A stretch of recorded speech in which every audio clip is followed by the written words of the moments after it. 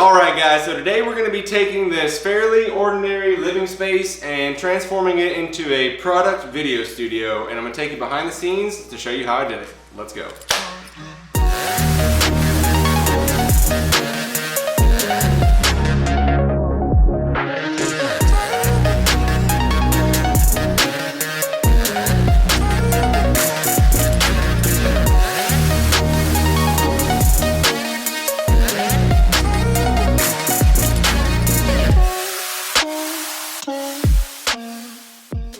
Alright, so first thing I'm going to do is we're going to clear out this tiny table and put something in here that's a little more usable, and we're going to try to fix the background a little bit just so it kind of matches the ambiance of the style of the video that I'm going for.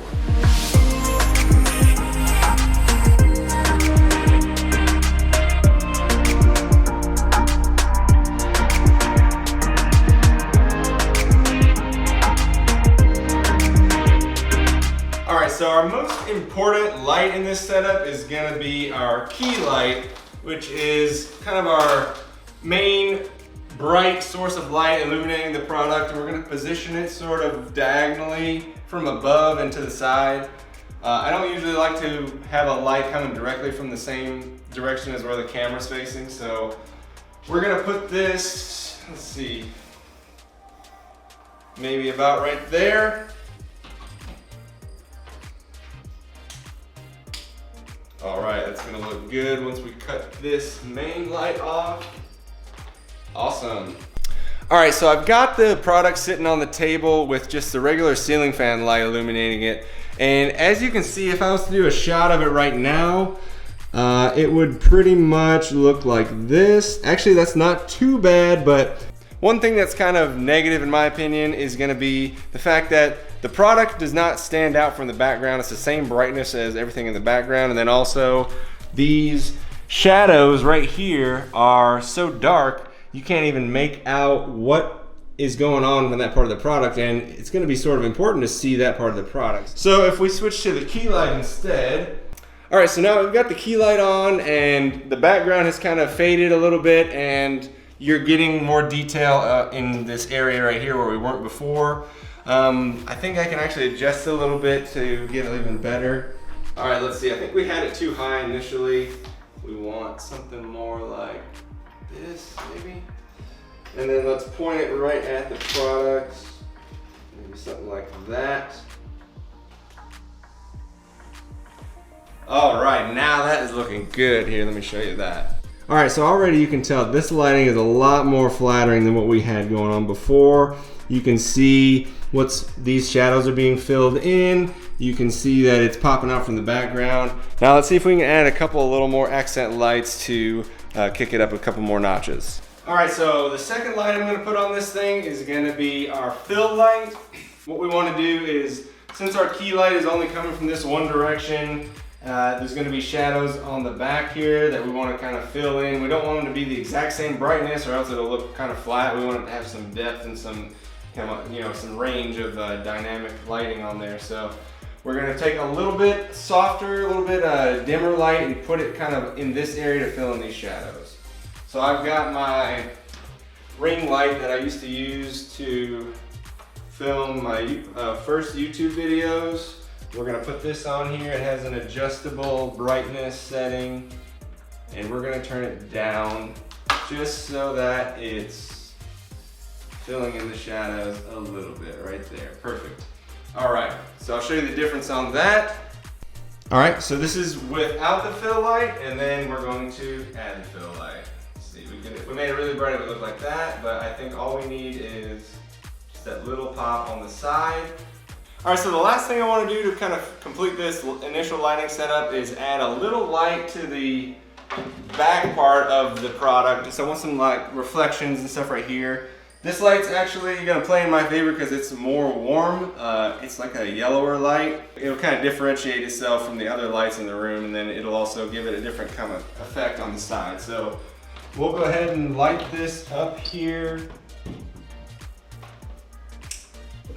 All right, and then that will, in addition to kind of casting that yellow light from the back, it'll also kind of play a role of being a little kind kind of feature in the background of the video, which doesn't look that bad. So we're gonna leave that there. And I also have a couple of little doodads I found in the garage. I have this little lava lamp thing. Now I also have this. It kind of just goes crazy and shoots lights everywhere. I think that's gonna be appropriate for the product we're shooting today. So I'm gonna go ahead and set this up on something and try to get some crazy lights going on in here. Ooh, that's not working at all. Okay, so I wanted it to be much more like, let's see. Yeah, everywhere, yeah, like that. All right, so I figured out that I can actually use the tripod that I've been using to film this video with to kind of support this light and get it a lot closer to the subject. So I've managed to get it to sit on this pretty stably, and then we just tilt her down. We'll take it and put in. Yeah, I kind of want to tilt it down more, don't I? Shoot. How would I do that? Maybe if I put it on the other way. Like this. Wow, we got it. Okay, so that actually worked. So now we're gonna take this and just kind of adjust it. See if we can level it out. Perfect.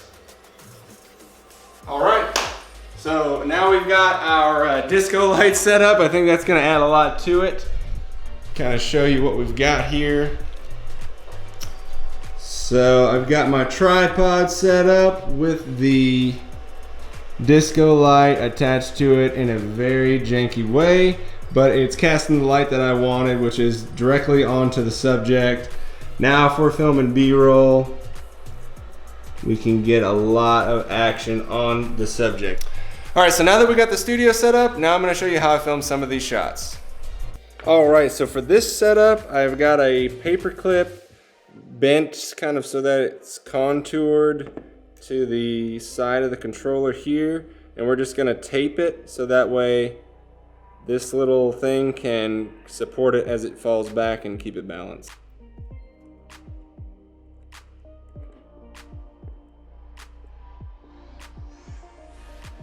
All right, sweet, now it stands up. So the way I'm filming these shots is I've got my Sony a6500 with my Sigma 16mm f1.4 on top of this box that's kind of wrapped in this little cloth. And then I got this technique from James Matthews. I'll put a link to his channel in the description, but you just essentially take your camera and scoot it along the table. It makes the shot like super smooth. So for instance, this one shot where I'm kind of pulling away like this.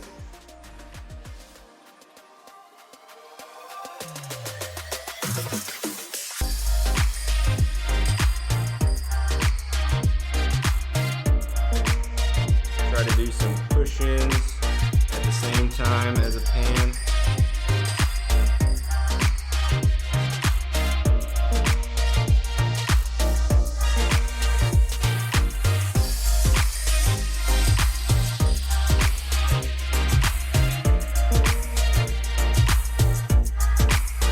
All right, so the way I've got it set up is I've got this, this is the clicky part of a pen, the back side of a pen, and I've got that taped to a paper clip to give it some rigidity and so I can stick it onto the controller.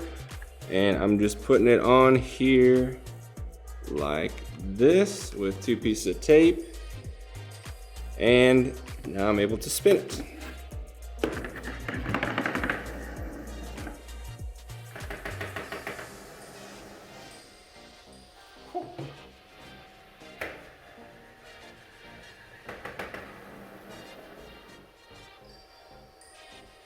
That was good.